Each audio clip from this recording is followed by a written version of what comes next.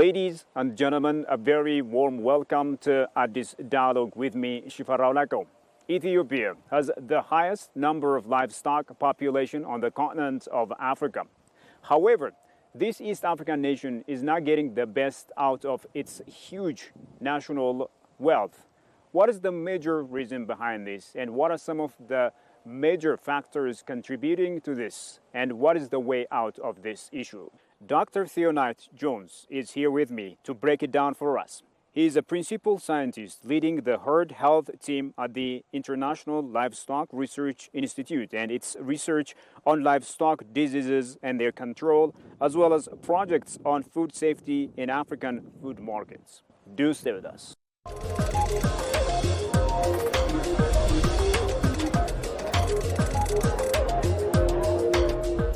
Well, Dr. Theo Knight-Jones, many thanks for making the time to talk to us. Thank you for coming here to the International Livestock Research Institute campus in Addis. So, sir, as you know, Ethiopia has the largest livestock population on the continent of Africa. However, due to a number of pressing challenges and factors such as conflicts and drought in different parts of the country, this East African nation is not getting the best out of this huge national resources. As part of the solution to the problems, the International Livestock Research Institute has launched Restore, a 4-year project seeking to address some of the challenges in this regard. Could you briefly walk me through what it is? Tell me more about the project. Yes, so yes, 4 years, restoration of livestock services in drought and conflict affected areas of Ethiopia, Restore. And like you said, livestock are so important in Ethiopia. About 2/3 of the population derive their income and livelihood somehow from the livestock sector. So they play a huge role in livelihoods and income, but also are critical for food security.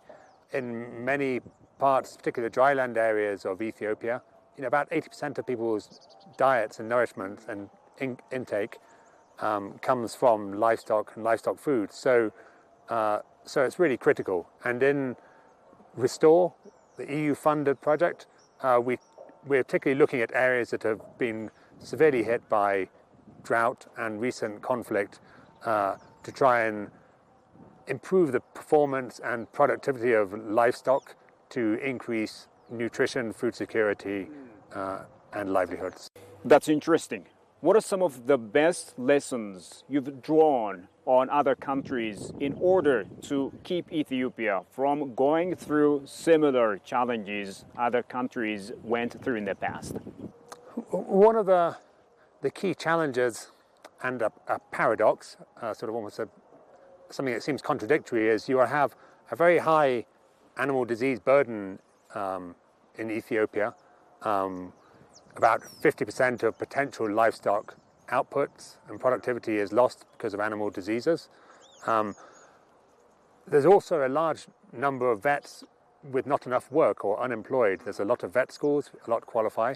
And, if you're a livestock keeper, if you own a cow that's worth hundreds of dollars, and some people, even in marginal livelihoods, will own a large number of livestock. So it's worth a lot of money to them. And, if you're losing a large percentage of your animals dying, they're willing to pay to get better services and better care for their animals to improve their livelihoods, protect their animals and their source of nutrition. And so you have this paradox where you have a lot of sick animals, owners that are willing to pay for them to be treated, and lots of vets. But due to sort of systemic issues, that doesn't happen, and people can't get hold of the services they need to look after their animals. So we really look at trying to integrate better use of the private sector in delivery of animal health services in order to do that. And you see some countries where this has worked well. Every country in every area has different needs, and different things will work differently in different areas. Yes. But it's particularly looking to those public-private partnership models. Wow. Moving on from there, Doctor, how are you supporting vulnerable small-scale cattle farmers in order to help them adapt to climate change and also reduce greenhouse gas emission through your different researches and programs? Well, livestock play a a significant role in greenhouse gas emissions. They're responsible for about 10% of human-derived greenhouse gas emissions globally. It varies across the world, obviously.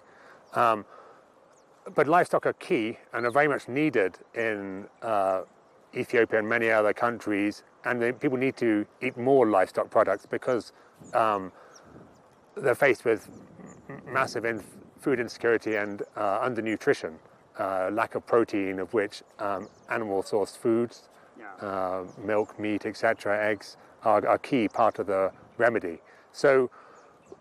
But what is needed is to have much more efficiency. So the worst thing really from livestock in terms of greenhouse gas emissions is when you have animals that are in poor health, poorly nourished, that are just being kept but not really producing anything, not giving any milk. Then you have a large amount of greenhouse gas emissions from those animals for every unit of output, every litre of milk.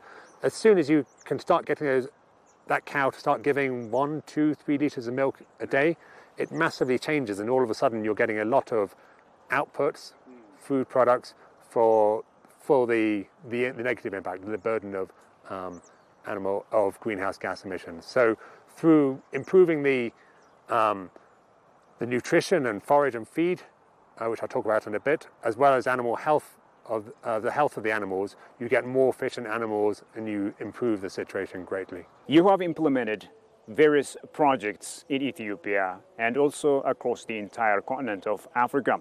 One of them in Ethiopia is health of Ethiopian animals for rural development. What are some of the major objectives of this project? The herd project it finished last year. It ran for 5 years. It was funded by the European Union, as Restore is also funded by the European Union. And it was herd was led by the Ethiopian government. ILRI and many of the partners in Restore played a key role in these elements of trying to improve animal health and delivery of animal health services through looking for public-private partnership models, but also building the capacity of the veterinary profession and veterinary services that are out there through better training, making sure people have career-long training pathways. This was led by the Ethiopian Veterinary Association, as well as trying out different public-private partnership models in different areas. I mentioned you have this paradoxical situation where you have sick animals, people who would pay, but unemployed vets, and so nothing changes and the animals are just left in a poor condition.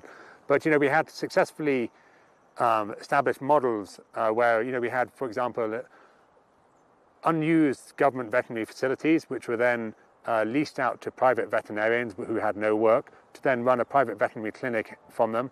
Some of them then treating 1,500 animals a year, making an income, looking to then expand and hire more of the unemployed vets to treat more animals. Yeah. So the solutions are there. We're starting to find them. It's just now trying to scale them and see what works in different areas as well. I also know that you lead researches on livestock diseases as well as the number of projects on food safety in different parts of Africa. What are some of the concrete results that you have achieved as a result of the researches you conducted, as well as the projects you launched? Okay, let's give half a sentence on general background. Food safety is a massive burden and somewhat ignored and tolerated, almost because people don't realize the burdens there. It has a similar burden on human health, foodborne diseases, to things like malaria and tuberculosis. If you put an economic cost on, it's about $100 billion for low and middle income countries across the world. In Ethiopia, we recently finished the project called the Pull Push Project, looking for consumer-driven solutions in urban food markets, and that was in Ethiopia, also in Burkina Faso, funded by Bill and Melinda Gates Foundation and UK government. In Ethiopia, we've found, just looking at 3 key diseases in specific commodities, it costs a country about 1% of GDP. If you start looking at other important diseases as well. It's going to at least double. And so you have this massive burden of disease. One of the key things in the pull-push project, we looked at is, again, if you can't get the public sector solutions working, because a lot of most people get their food from informal markets. It's not from places that are officially regulated. Almost everyone, 99%, comes from this informal system. So can you find consumer-driven solutions?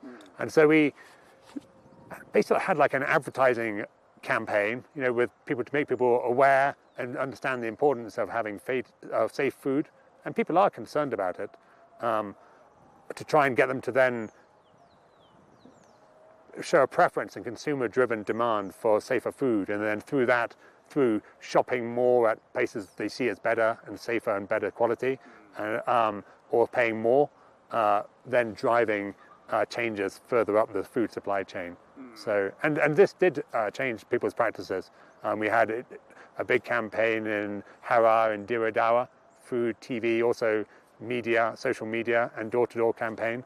And it sort of doubled, when you put a measure on it, it sort of doubles people's behavior in terms of seeking safe food and looking for safer foods. In this project, we looked at both, we're looking at chicken food, but we also looked at vegetables and tomatoes. And during the period whilst we were doing the project, the cost of tomatoes more than doubled. So if you're sending out a message, it's worth paying more to have safer food, or seeking places that prioritize it. But then at the same time, people's cost of their food is doubling, and the value of their earnings. It's a real challenge. So you can look for solutions like this, trying to influence consumer behavior. At a high level, really, you do need, as fundamental, is better infrastructure for the food sector. So you're not buying your tomatoes that are covered in dirt on the floor, unwashed, and it's even if sort of half the food premises will have rodents or other animals roaming around. If you're a lady who sells vegetables on the side of the road and you need to go to the toilet and wash your hands, it's difficult. They have to pay money to go and do it, and there's just a lack of structure to enable them to easily do it. And that, takes these sort of high-level infrastructure and investment to achieve, I think, a big shift in food safety. Could you also tell me some of the major projects that you've implemented on the continent of Africa at large? Okay, well, the biggest one that I'm involved in is capacitating, besides the ones we've mentioned, is capacitating One Health in Eastern and Southern Africa. So that's also a EU-funded project working across 12 countries in Eastern and Southern Africa, including Ethiopia, to try and improve the application of One Health in society. Now, for those who don't know what that means, it's the health of people, as we've just been discussing in the food safety example. If your food comes from animals that are diseased, or you're buying it in environments that are heavily contaminated and polluted, your health is going to be extremely compromised by that. And so the health of people is also dependent on the health of animals and the health of the environment. Within societies, we naturally sort of move towards specializations and silos, where these health, environment, human health, environment, and animal sectors all become separated and don't work together to deal with these joined up problems. And so it's very much about trying to build these intergovernment platforms to have better One Health policies and also education. And that's been making good progress.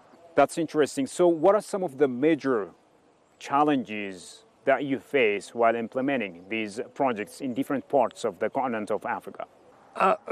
Major challenges, often it's to get government obviously have a fundamental role in all of this, but achieving change through government systems can take a long time if it needs changes in legislation, changes in budgetary alignment, big investment to make a big change. ILRI's role is really about trying to find solutions,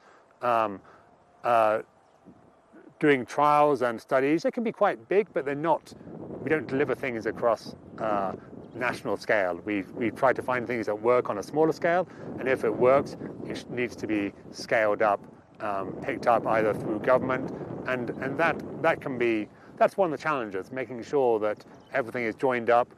What the problems that we're working on are the priorities for the government of Ethiopia, so that's directing what we're doing, and then solutions that we do, and we don't work alone, we work with Ethiopian partners to do this work, but then the solutions that they then find feed straight back up into the implementation and policy that's going on. And I think that's one of the key things we all need to work hard to make sure we achieve lasting change. What is the major stumbling block, if you will, deterring a systemic way of identifying the burden of cattle disease on the well-being of the people of Africa, specifically in the Horn of Africa? Yes, it's a key issue, and it's often people. I'm just talking about how you're looking for more investment in areas, animal health, but it's difficult for people to say, yes, I need to invest this much money at a government level if you don't know what the burden is or what you're going to get back. So it's a very important question. The Global Burden of Animal Diseases program, implemented by the University of Liverpool, but ILRI played a key role in implementing the Ethiopian case study of this, again, Bill and Melinda Gates funded and UK government funded project. And that's been doing exactly this, trying to develop ways of measuring and understanding the burden of animal diseases. It's fortuitous that, yes, they chose Ethiopia as the main country where they're developing the methods. So we've been doing this for the last few years. As mentioned, the burden of animal disease in Ethiopia is very high, and the importance of livestock is massive.